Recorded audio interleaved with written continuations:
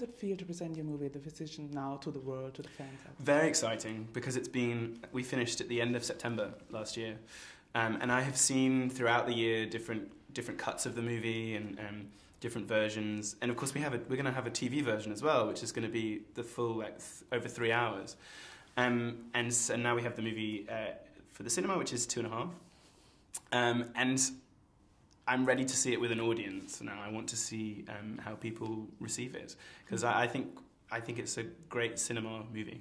Have you read the book before? Did you know? No. No. No. Try to never read the book before to do a movie. Oh, okay. Why? Because by experience, I've done that before in big novels adapted to movies, and I read the book before, and I was going every day to the director. Why did you didn't put these scenes on the movie? I like these scenes. And if you don't read the book, it's better. Okay. It's you cannot compare the script to the book, because the script is always weaker than a book.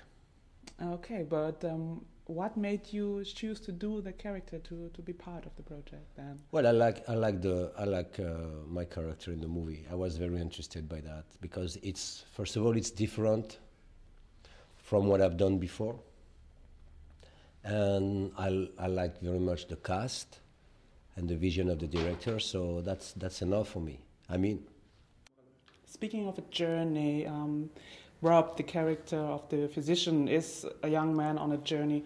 What do you think is your character's part in that journey? Well, it's setting him off on the journey, really. It's getting him, showing him sides of life. I'm bringing him up, basically. Then I show him sides of life that he had no idea of. And he gets more and more curious, and it takes him further. When I don't have more to teach him, he goes on to Ben Kingsley. What do you like most about your character? That he's such a rich character, and also very expressive, and not very cagey. He shows everything, and he's like a huge child, full of contradictions and love and hatred and violence and kindness and self-pity and silliness, and very human. How is it for you when you got the call and you said you got the character, you will be in this wonderful movie? How was it for you?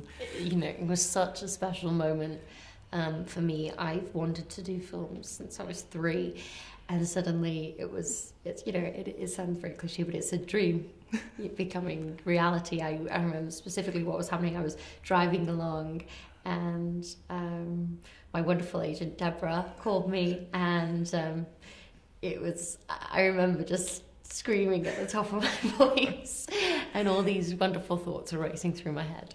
Do you still remember the first day on set when everybody was in full costume, and how was it for you? Yeah, what was the first day? We were in Mitteldeutschland, I think, like touring it somewhere. We travelled around Germany for about a month. I'm not sure I remember the first day, because it was all very intense and lots of extras. Like all the way through, we had like hundreds of extras, and it was a very big production. I just remember that it felt like a movie. You know, it really felt like we were making a big, exciting movie. We had the costumes and the sets and the props are all handmade, and it makes my job a lot easier, because you just turn up and you pretend that you're a kid again, and have a lot of fun. So I just remember it being, because the first 4 weeks also we shot all of the English stuff with me and Stellan. And I think you can see on screen that we had a lot of fun together, and we have a good relationship. So it was a really nice way to start. I just remember it being a lot of fun. Okay, but I can imagine the first scene. I mean, there's the scene where you meet Ben Kingsley's character. Mm-hmm. How is it for you actually standing in the scene with Sir Ben Kingsley? I remember that first day.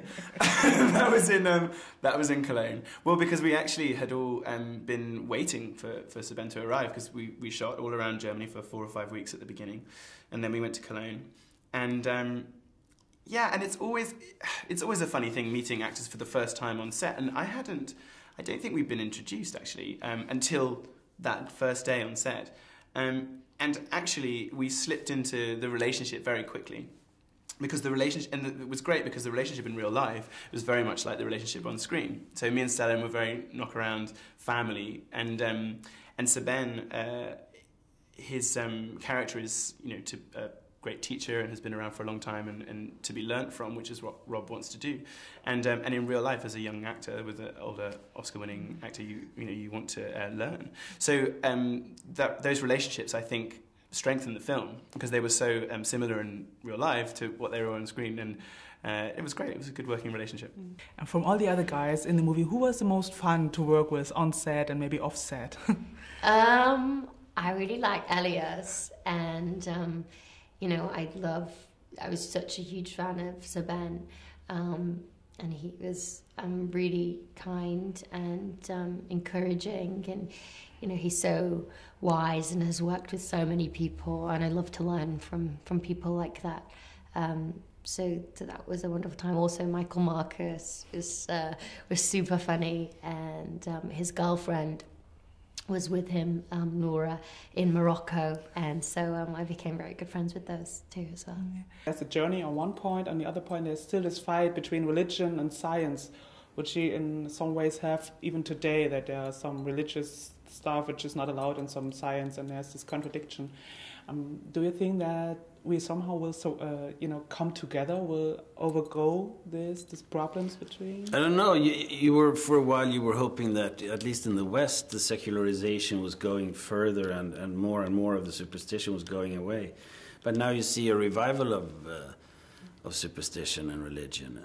So you don't know. But I don't have any problems with what people believe in. They can believe in Santa Claus if they want to. But the problem is when they start to exercise the religion on other people and in society.